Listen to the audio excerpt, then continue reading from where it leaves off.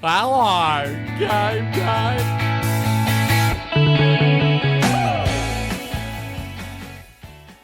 Hello Game Day. Hello, game day. The footy's back. Welcome to the Hello Game Day podcast. I'm the Moose, I'm the Ponch. and we have got EJ up in this bitch, and he bought a friend today. He bought Yeah. Will. Massive. So, EJ, little story for EJ this morning. You don't know this. So, I'm waiting. You've come a bit late to Yep. get to the studio. You've forgot your keys or something's going on. Due diligence, I've come early. Anyways, there's a park out front. Prime for EJ. And he's not known for his parking abilities. He comes in past my car, goes to take the spot in front of me. And as he's coming in, he gives the car in front of him a love tap. He gives it a love tap and keeps driving. So there's a little windscreen mirror tap, and he's just decided, nah, I'm going to park around the block. Hopefully Unit 5 don't watch this. I think Unit 5 are big fans. Yeah, so sorry, Unit 5, but yeah, that's what the love tap was. We know he can't park each, He'd be stressed. but the love tap's a new level. Yeah, mate, I was in stitches. So But he's looking hip and funky, and he's been on more Hinge dates than he's had hot meals. So we love him. So All right. I've got a joke to start us yes, off today. I'm excited. All right. So there was a Native American chief, right? And he's a big chief, and he's really constipated. So he goes to his local GP, and he goes in and he says, "Big chief, no poop." So the GP says, "Okay, cool. I'll prescribe him some laxatives." Gives him some laxatives. The Native American chief goes home, takes the laxatives, nothing. Goes back to the doctor the next day. "Big chief, no poop." Doctor's like, "Okay, I'll give him some strong stuff then." Gives him the strong stuff. Goes back home. Next day, goes to the GP. "Big chief, no poop." So the doctor's like, "Jesus, what have I got to do here?" So he whips up together a concoction of laxatives and the strongest stuff that he can possibly find. Gives it to this chief, and he's like, "This should sort you out." Chief goes home, takes the laxative. Next day, the chief's friend comes to the GP and says, "Big poop, not chief." So that's my big chief, not poop. That's had me in stitches a couple times, that one. What have we got next on the run sheet? We've got the clips this week. Now, obviously coronavirus is still something that's very present in the world. And this guy, we've got this off Brown Cardigan. Now, it's the old pretend sneeze spray on the back of the head, and his old man does not enjoy it. What the fuck? Are you fucking serious? What? You fucking cockfucker! What the fuck do you think you're doing? Sneezing. Fucking filthy, dirty, fucking cockfucker! He's not impressed. Oh, God. He's not impressed with the big boy. Now, another thing, footy's back. Yep. We fucking love it. And we don't love not having people in the crowd. Now, I'm happy with the artificial noise that's happening, but I think a little bit of this is what I miss from the footy and having this in the crowd. No, don't worry about it up! They've been doing it all bloody day! You bastard, aren't you? Bullshit, you white maggot! Your mother drives a pickle wagon! That is a classic. Pickle wagon? Yeah. What is that? Oh, I don't know, but you wouldn't want to be driving it. Sledges have come a long way in the last 50 years. Yeah, I saw that one and it had me in stitches, so I had to throw it in there. Now, without a further ado, the return serve from last week. Okay. Now, I've got a bit of mail Okay. that's Moosey, back in your day. Now, this is back in your rascal day again because we bloody love it. What I've heard was that you've almost cost your family their trip to South Africa, or they were going to leave you behind because you were doing a back on a tram and you fell off the back. Please explain and give me the juice. Yes. This is a good one. Yes. This is a good one. So, as you know, I used to be a rat bag. For anyone who's watched 5 seconds of the show, it never ceases to be brought up on the podcast. So we used to do this thing around Maribyrnong area where we'd back on the back of a tram. So we'd jump on the back of it, hold on to the Yeah, mind you, they have a handle on the Yep. back of a tram so and a it's little platform. purpose built. So yeah. Purpose built Yeah. for rat bags. Yeah. But this particular night, I was going along, I can't remember what road it was, but I was with a mate, and I wasn't as athletic as he was. The prowess wasn't there. And I can't remember why. I think there might have been like the tram driver might have seen us, or the police might have driven past or something like that. But we decided to jump off early. And as you can imagine, when it's a moving tram and you're jumping off early, as soon as your feet hit the ground, you're just going to fly backwards. Yeah. My mate kind of, foresaw that, and he jumped off and sort of did this little roll and got away. I tried to step off. And mind you, this tram's going not too fast, maybe 10, 15 kilometers an hour. But I tried to step off, whiplash backwards, smack my head, knock myself out so badly that I was like vomiting. I had to call my dad, tell him to come pick me up, and he did. And I was spewing in the car on the way to the hospital, and I was in a bad way. And I think we had to go to South Africa like the next day. Yeah, so what I heard was that if you didn't get released from a hospital, Rachie was at the point where she was like, stuff ya, I'm going to leave without you. Yeah, she was not happy. Yeah, so she let me know about that one, and she thought it'd be a good little stitch up for this week. Oh, mate, yeah, Rachie, yeah, she takes no prisoners. Yeah, so that is the stitch up for this week. I was very happy with it. Now, the bolters. Yep. Do you want to go first? So, first of all, we're going to be talking now. I'd say we'd do a different topic every week. And this week, we're going to be talking about our 2020 bolters. So, the players that we think are going to rise to the next level and maybe take that step into the elite category. Yep. So, for me, it is my boy, Isaac Heaney. He's one of my favourite players. And I just think he's a weapon. He's awesome around goals. He's going to be a really elite midfielder. I think once he establishes himself in the midfield and has that sort of heavy midfielder go forward sort of thing, then he'll be able to rack up 25, 30 a game and kick a few goals. So that's my boy, Isaac Heaney. I reckon he's going to take the next step and be an extremely damaging midfielder going forward a little bit. Nice. And for mine is Petrarca, and he's had a great game on the weekend. He's basically willed his team over the line. They held Carlton off. Actually saw him yesterday in the old supermarket, and awkwardly went to give him the old, how you going, and shake his hand, but they have to give the elbow. So you got the elbow? Yeah, cop the elbow. I was actually like, I'm like, yeah, sorry, completely forgot that I'm almost bloody get you suspended for a handshake. So saw the big boy, and yeah, what we've seen this preseason, he's cut down his weight. He's going to get a lot more midfield time, and that was almost the difference in their win. He really, really dominated the game, and he's getting a lot more stats. So he sits around the 70 mark for Dream Team. The last couple of games, I think he's sitting around like 110, 120. So exciting. Injection in the midfield, he's going to be massive this year. And having that ACL, you worry. If a young player has an ACL injury like that, you worry about their career. And for an explosive player like that, who really relies on that athletic ability, for him to be back and looking really damaging now. Yeah, you wouldn't actually know that he's had it watching him play. So it's awesome, and hopefully he has a big year this year.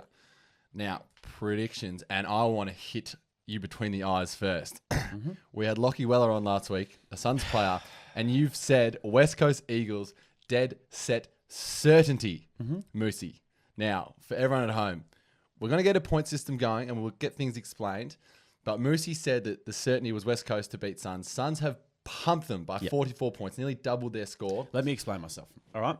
So here at the Hello Game Day podcast, we're not biased. If we've got a player coming on the podcast, we're not going to be biased towards their team because we love all teams, but we love the Suns a little bit more. But we do. But I honestly felt like that was a dead set certainty, and I felt like the Suns have just come out and really pulled one out of the bag. And when I was watching it, I was just thinking, these guys have just come from absolutely nowhere, and now all of a sudden they are looking dangerous. Yeah, so once we go through the teams, we'll talk more about that. But I will say this. When you get a certainty wrong, you get the punishment. Now, we're going to come up with some footage, and it'll either be next week, the week after, and we'll let you know which certainty was wrong.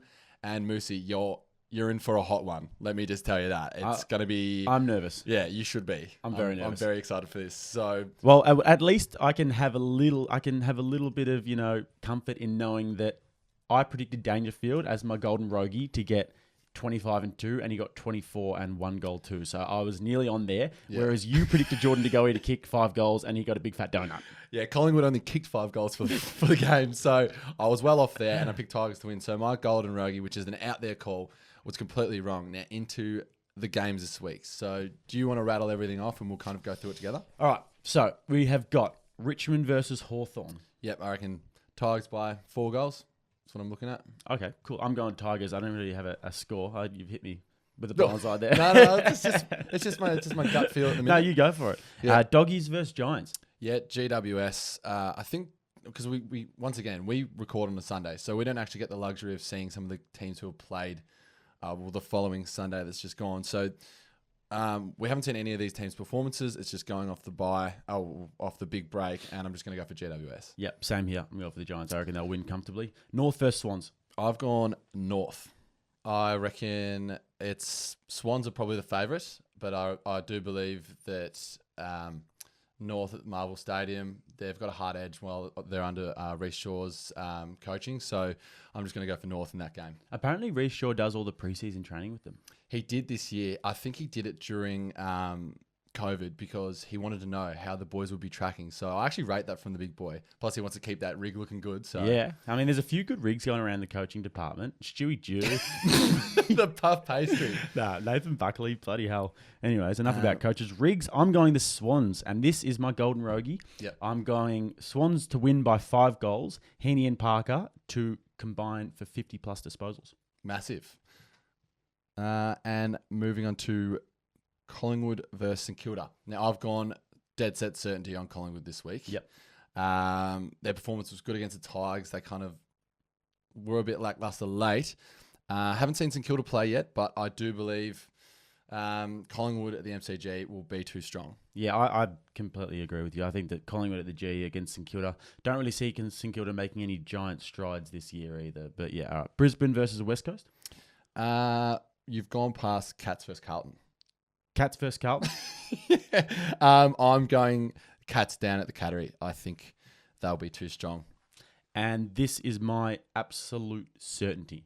Wow. Yep, I'm going Geelong at the Cattery. If Carlton pulled that off and beat them down there, that would be one of the greatest upsets of the past decade. And I'd be nervous because they started off slow. They've done it round 1 and round 2. They've started off very slow, Carlton, but they've come home with a bucket of steam. And they've been in both games they've played. So Geelong are looking good at the Cattery. That's a good pick, but Carlton can be dangerous. That's why I was a bit nervous to pick them. Yeah, I'm just getting you worried.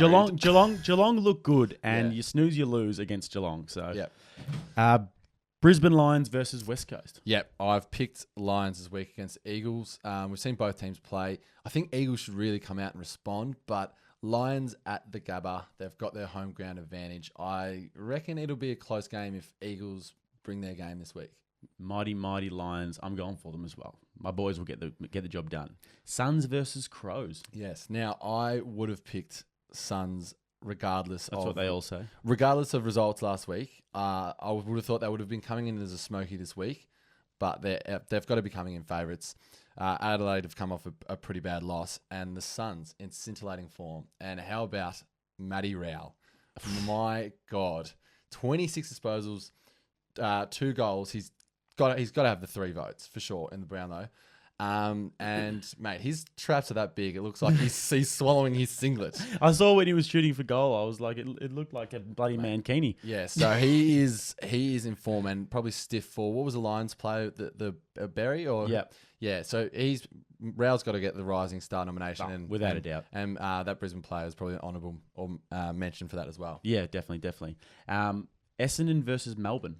Yep. So we haven't seen Essendon play, and I'm going Suns as well, by the way. Yeah. So Essendon is a bit of a roguey in terms of they can come one week and then they might not perform the next week. It's at the MCG. I was just making sure. So I've picked Melbourne. I think if Melbourne are on, they have the potential, but we still have not seen their potential yet. So yeah, I'm going to go for the Bombers.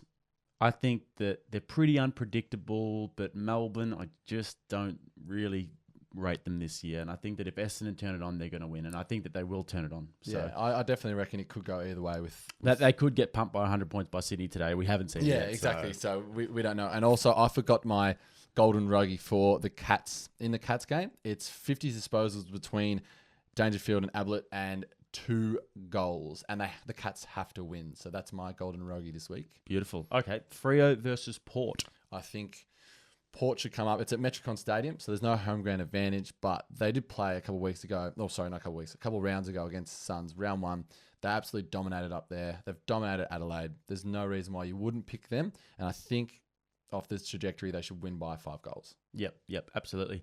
I'd say Port as well. Yeah. Okay. So what caught Moose's eye this week, mate? And what sting are we going to get? Oh, you can't be serious, man. You cannot be serious! So that is the not happy sting. Not happy at all. All right. So what I've noticed this week, and I've been noticing it for a few weeks now, is that COVID-19 is affecting the way that players get around each other on the field. And I understand that there is social distancing laws in place at the moment, but they've done all the necessary testing. They're getting tested like 3 times a week or whatever it is. And everyone is pretty safe and sound that they don't have COVID-19. And if they did, when you're tackling each other, when you're rubbing each other's head and stuff, you're going to get it. So let's not beat around the bush with the little shoulder blades. What do you call it? Yeah, it's the ball and socket. The ball and socket. High fives and celebrations. And it's very awkward when you meet someone new and they go to give you a fist and you go to shake their hand. Like it's awkward to watch and it's really quite disturbing. And one of the great parts of our game is people getting around each other on field shamelessly. Yeah. Taps on the bums. You know, when a player kicks his first goal in AFL footy, everyone runs to him. Yeah. We can't lose that. We don't want to be reminded every 2 seconds that we're in a pandemic. So just get around each other on the field. Once the first siren rings until the last siren, let's just get around each other, give the high fives, and then after the game, for God's sakes, put your arms around each other when you're singing the song. It looks like you're at an underage disco and that you don't really know anyone. It's your first time ever dancing around girls. All right? Moosy's gone hard on the spray. I'm not happy about it. Yeah. Okay? So I'm thinking... Stop reminding us we're in a pandemic and let's just play footy. Love and it. sing the song together, for God's sakes. Love it, mate. Love it. So that's what caught Moose's eye this week, and I completely agree. It's awkward for everyone watching. You know, we've had rallies. People have been in mass gatherings. They're going to bring people back into the stands soon. Let's just let the players get around each other. So I love it, Moosey. Now we've got the best on this week, and this one's just an audio. Let me give you a sting, Poncho. Yeah, sorry, I get excited. Let me introduce the best on. It's nothing without a sting. Give it to me, Moose. Palm Beach is a pillar of the fucking community. Lessons learned. Here we go. Trophies are So this week, I haven't actually done too much delving into where it's come from. It's a bit of riffraff though. Actually, no, it is a massive spray, and I believe it's at halftime. So the coach is giving a bit of heat, and there's one bloke. There's a bit of smart ass retaliation. No. So there's a bit of back and That's forth. that's not a part of the rules. Without further ado. What's going on, brother? You f***ing shit. Sit on the bench. Goons, you're playing on a f***ing spar. He's under 12 level. Under 12 level. And you're standing there in the middle of f***ing nowhere doing f***all. You might as well be the under 12 s***. You're not making any f***ing clearer. What can you do to help us? What can you do to help us? Give the boy a clap. Can you f***ing do it though? Get some water in here before I have a f***ing heart attack. If there's any more of that shit kicks inside and you turn one over, get over the f***ing fence, get in your car and go home. So he's giving him an absolute salad dressing. What a dress down. He's been hit with a hot pan. What's he saying in retaliation? So from what I gather, it's something like about doing his job. And he's like, what can you do? Like, can you actually do this job that I'm telling you to do? And he's like, yeah, like a man up. Or I can't really remember what he just said then. But once he says, he's like, well, give the boy a clap. Like, he knows what he needs to do. Just a fucking smart, it's just a smart ass back and forth. So You'd be walking back with your tail between your legs. yeah, that's definitely this bit of Scooby-Doo's, bit of thirds kind of back and forth chatting. Under 12's level, though, apparently. We love that. All right, Yes. so moving on now. We have got the great man, Brayden Maynard, coming on the show today. And for those of you who don't know Brayden, and have only seen him on the field, when he's on the field, he looks like an aggressive pit bull. Yeah, he's tenacious. He's tenacious, but when you meet him off the field, he's a genuine cutie pie. Yeah. He's such a sweetheart. Yeah, I've been able It's to. ridiculous. The contrast is just Yeah, and I've known him off the field as well. We did a bit of footy at Sandringham Dragons together. So I'm looking forward to this interview because we have got some almighty stitch-ups. I'm actually more excited about these stitch-ups than I have been the whole first 5 weeks. So. yeah. And I'm hoping that he doesn't pull the plug and walk out of the interview because we've got some controversial ones. So hopefully he's a good sport about it. And so want to give Brayden a big shout out for coming on the show. All right, guys, it's halftime. And Poncho's going rogue on the mic. Okay, guys, we're going into the interview. This is an off-the-cuff spiel. Get around our social medias. Get around everything we're doing. The boys are trying their best. This is shocking. Just get around us. And I hope you guys enjoy the interview that's come out with Brayden Maynard. And that is all from the Ponch. All right, we've got Brayden Maynard here this week. Very excited. He's a Sandy Dragons boy. Pick 30 to Collingwood. And more importantly, mate, your 100th game is coming up this week. So first and foremost, could you give us a big hello game day? Oh, g'day, game day. Thanks for having me. I thought I would bring Simo along. Yeah, we're happy to have him. Yeah, no, he's happy to be here. He's bloody sleeping, bloody nap. Lovely, mate. So we're going to get into the stitch-ups early. And the first one I came across I wonder how you got these stitch-ups. Who the hell would stitch me up? You'll probably figure it out pretty You've pretty got quickly. terrible friends. So the first one I found out... Oh, let me guess, Geordie? Nah. Maybe. Yes, Geordie and Crocker. So from a young age, apparently, mate, when you were younger, you had a speech impediment and you had to get it fixed through therapy. Is that true? I did, and I actually used to get really badly bullied about it. And there was actually one day where, because I went to Brighton Primary School, and I was locked in the toilets one day with these two boys, and they'd locked the door after seeing me walking in and going to the toilet. Anyway, they came in, they locked the door, and they got me up against the wall and got me in a headlock. And they were saying, "Oh, say shit," because it would have sounded like shit. And I was taking the piss out of me saying shit. Anyway, so what was happening, I was in there with these two blokes. It sounds a bit weird, but one had me in a headlock and the other one was like telling me to say shit. Anyway, so I was like, oh my God, like, what do I do? Anyway, so I just went like crack, elbowed this bloke in the ribs, went straight to the principal's office. And then they got suspended for like a couple of days, I think. So yeah, there are a few stories about me having a lisp. But yeah, it was really bad. I was going to say, I don't reckon they would have done too well against you these days, mate. You're an absolute bull. Nah, so mate, I'm still the same size. Your friend, sorry, you're not friend. Your girlfriend, Ashley, I sit with her at the footy sometimes, mate. You are absolutely batting overs for a start, but you're also a regular. No way. I hope she hasn't seen this. I reckon she's batting, mate. She probably won't watch. I won't make her watch this. Clearly, she's not going to watch it. Otherwise, you wouldn't want to be back in the doghouse because we've got a story about you being so far in the doghouse. I've been in the doghouse plenty of times. Oh, mate. Apparently, you got so far in the doghouse that she blocked you on all social media platforms and you had to email her to get in touch.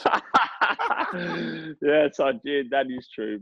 I always get in the bloody doghouse. I need to start getting into it. But it's quite easy for me to get in there, even if I do nothing. I think that's just women in general. No offense to women, but yeah, no, that is true. And that's very embarrassing. But, oh, dear. I don't know. That's just me. But I had to email her and try getting in contact with her that way because I couldn't get in contact with her through Instagram or any other social media platforms. So yeah. You just had to hit her up, slide into her emails. slide into her emails. Oh my God, that is.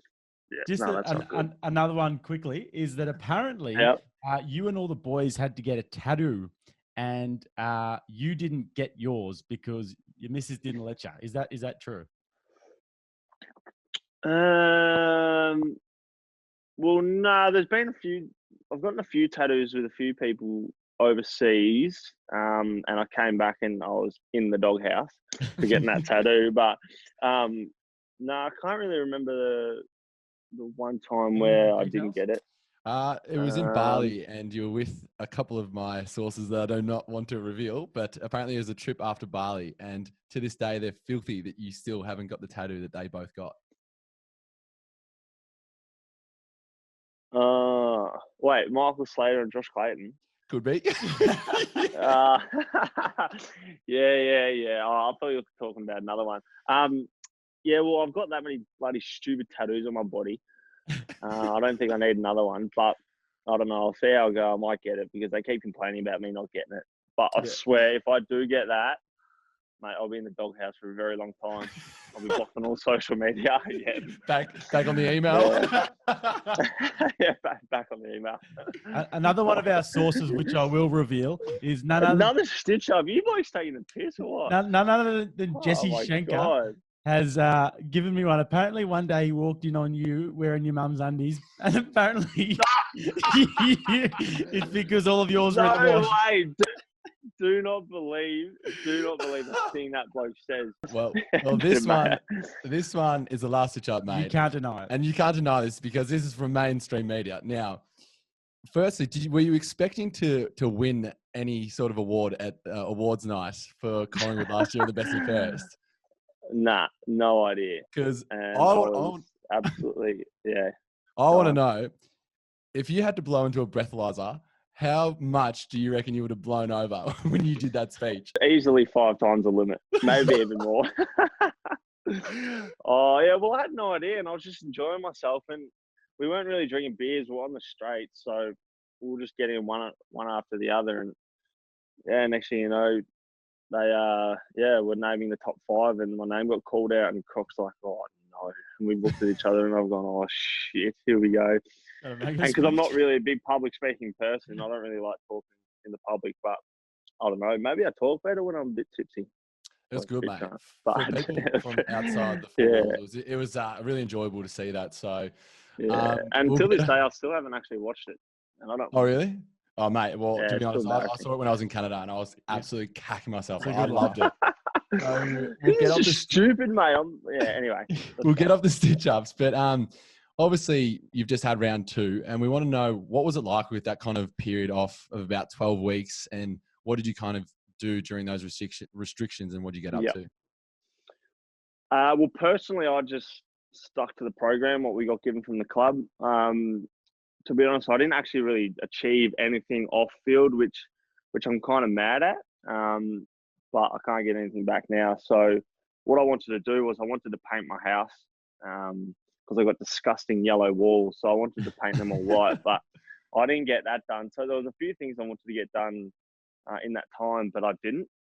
So that's quite frustrating. But I mean, in terms of training and getting all the program done, I did that, and I felt really fit going back into footy. So it was quite frustrating, quite annoying, not being able to train and play with your mates. But I'm back now, and I'm loving it. So. Absolutely, mate. And a question we want to know is, obviously your nickname is Bruzzy. How did that kind of come about? Yeah.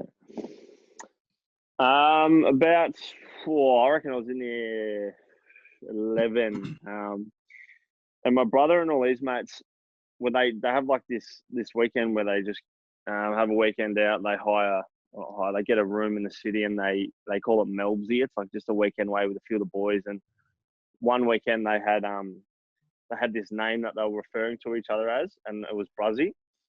And I had a night out with them one night, and then they just started calling me Bruzzy, and then we just latched on then, and now to this day I called Bruzzy. It was in my hashtags for a while. Then I got drafted, and I thought, oh, shit, I better stop hashtagging Bruzzy because it looked quite immature and stupid. Yeah, I knew you. Yeah, for those few years before you got drafted, it was Bruzzy everything. So I never actually knew where it came from. Yeah. And a few questions about the inner workings of the Collingwood Football Club now. Who are the biggest larrikins at the club, would you say? Well, obviously Geordie. Geordie. Who else you got? Steve-O's, he's up and coming. So I reckon Geordie would be the biggest larrikin. Geordie's just got no idea. Bloody puts me on every social media platform he has, and bloody every time he gets interviewed, he pins me down. So yeah, I'm pinning him down now. And who would you say your best mates are at the club? Well, definitely Geordie. Geordie and I got drafted in the same year, and from day dot we clicked. So yeah, I'm probably best mates with Geordie at the club. But yeah, in terms of getting along with everyone, I feel like I get along with everyone, and I have a good relationship with everyone. So. Very nice. And if there was two blokes who you would say are attached at the hip at the club, who would they be? Attached to the what? Sorry. Attached at the hip. Can't leave each other Oh, alone. attached at the hip. Ooh. Good question. I feel like Howie and Sidey are always together, and they're quite close. They're always talking a bit, having a bit of banter and talking a bit of shit with each other. So if I had to pick two, it'd probably be them two. Yeah. The grand final of 2018. There's that amazing moment when Liam Ryan and you clash, and then you're running to the bench and you're screaming at him. What were you saying to him? Oh, I probably can't say it on camera. I definitely won't say it on camera because it's definitely R+, R18 plus rated. You had to give us a PG just told version. him. I told him I was coming after him. That's about it. I like it. In a very No, I wasn't happy. I saw red. But if you knew me off the field, mate, I'm a gentle giant. But when I cross that white line, if I get angry, I get a little bit angry. So I I just told him where to go. That's actually what we said before this segment. I said that you look like an animal on the field, but then actually off the field, you're a cutie pie. You're a sweetheart. Oh, cutie pie. Oh, thanks, Moose. No worries, mate. Another big moment that you were involved in was the last moment of the game. Now, you get pushed, and it's probably a free kick, and then it looks like Dom Sheed plays on. And both of those things could easily have been a free kick. What's your thoughts about those moments and how that unfolded? Well, I didn't really see him play on. I wasn't really thinking about that. I was just losing my shit at the umpire for not calling a block because I clearly got blocked. You can see it in footage and in photos and whatnot that have come out. I clearly get blocked, and I actually do think about it till this day, and it comes up and you see it on ads and all that, and it does really grind my gears. But, oh, God, if he had that over again, he probably would have missed that goal, right? So, I don't know. I feel like the goal was a fluke and made the wrong decision, and the umpires the next day even came out and said they made the wrong decision, which made it a lot harder and a lot worse for me to deal with. But look, I've moved on, and I do think about it sometimes, but yeah, you can't do anything about it. So. And also, mate, in the aftermath of the game in 2018, moving into 2019 and then 2020 as well, how did that sort of affect you moving forward, and how does the team sort of look back on that now and use that to go forward? Oh, I guess we just use it as motivation, and we were unlucky in 2019. Nearly made it there again, but yeah, we just used it as motivation and tried our best to get back there in 2019, but we just missed out. But yeah, I guess we moved on pretty quickly. But yeah, the only thing you can do is, as I said, use it as motivation, put it in your back pocket, and then when it comes to finals time again, just go hard and do your best. So yeah, it is frustrating. As frustrating as it is, you just got to deal with it and move on. And now moving on to something a bit more positive with your 100th game, mate. Massive milestone. 100. Firstly, congratulations. What does it mean to you to be able to get to that milestone? It's come around pretty quick. I'm very proud of myself because obviously I'd like to play on and play another 100 games and so on, but to be able to get to 100 games this quickly is something I'm very proud of, and it was one of my goals when I first started playing, and I guess I just got to keep moving and keep going, keep playing some good footy, and playing 100 games obviously means a lot to me and to my family, but as I said, I would like to play another 100 and more. So I've put in the hard yards and done what I need to do. I just got to keep pushing. So but I'm very proud of myself. And where's the family? I assume they're probably going to be watching it from home, no doubt. Well, I think the rules have just gotten a bit less stricter. So hopefully most of my family will be able to come to the game or sit in the stands or something, but I doubt that. But they'll just be at home with each other, just watching the game, having a few reds, no doubt. Yeah, that'll be exciting. We'll surely get into Eddie's ear about getting you a few tickets if they come available. And surely. The last thing I want to say is obviously through your 100 games, is there any sort of highlights or anything that you want to touch on that was a pretty important or high moment in your career so far? There's been a few, but I'll never forget my first game. It was actually the day Phil Walsh passed away when he got stabbed by his by his son. So that night after the game, both teams decided to link arms in the center circle and stand there and have a minute's silence. So that's probably something that stuck with me till this day, and is pretty heavy and full on. But to be a part of that and to be able to start something that happened over the whole weekend was pretty amazing and special. But yeah, that's probably number one. Yeah. So many amazing moments in 100 games. Who would you say is the best forward you've ever played on? Best forward I've ever played on. Orazio Fantasia is probably one of the hardest players I've had to play on. Who else? Orazio Fantasia. Surioli is obviously one that was really hard to play on, but I didn't play on him that much. But yeah, Orazio Fantasia for sure. He's a very good player. Yeah, he's very quick. Mate, that's all we've really got for you. If you want to give us a bit of a hello game day to round things off, to make up for the start. Hello game day. Yeah, there we go. Beautiful. Love it. Thank you so much, mate. We really appreciate it. And this week, I'll put you as my certainty. So please get over the line with Saints, because after this, we're doing Moosey's challenge, and he's eating the world's hottest chili. So I'll send you some footage after this. It's going to be an absolute really start. Yeah. Well, if I know the person that's going on next, hit me up and I'll give you some goss. That's if I know them. Yeah, perfect, mate. Right. We'll land on you. We Especially if appreciate it's it, Geordie. Could you please get Geordie on? Oh, I can stitch him up. He's been begging me. Yeah. Yeah, I'm sure. Yeah. All righty, guys. Good on you, mate. Enjoy your dinner, See you brother. later. Bye-bye. See you, mate.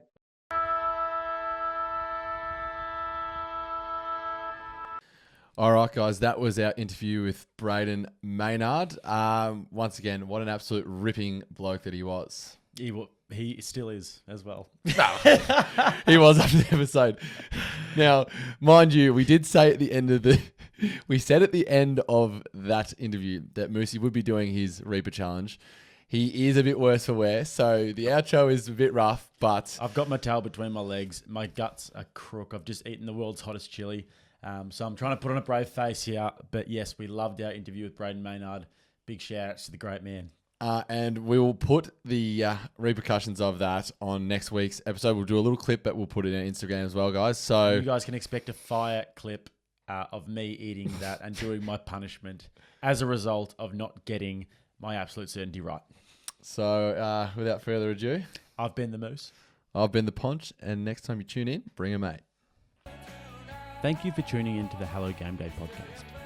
If you're listening right now, that means you've made it to the end of the episode and maybe even enjoyed what you've heard. If so, you can join us on all major social media platforms, as well as audio podcasting platforms and YouTube. Or just head on over to our website at www.hellogameday.co and hit subscribe to join our mailing list, where you can receive weekly updates on the podcast. We'd like to give a massive thank you to our producer Ethan Curtin. Find him on Instagram at Room 10 Company, as well as Equal Tech, who have given us an office space to work in, and our beautiful graphic design is done by Chev at Graphic Design. He's been the Ponch. He's been the Moose. And next time you drop in, bring a mate.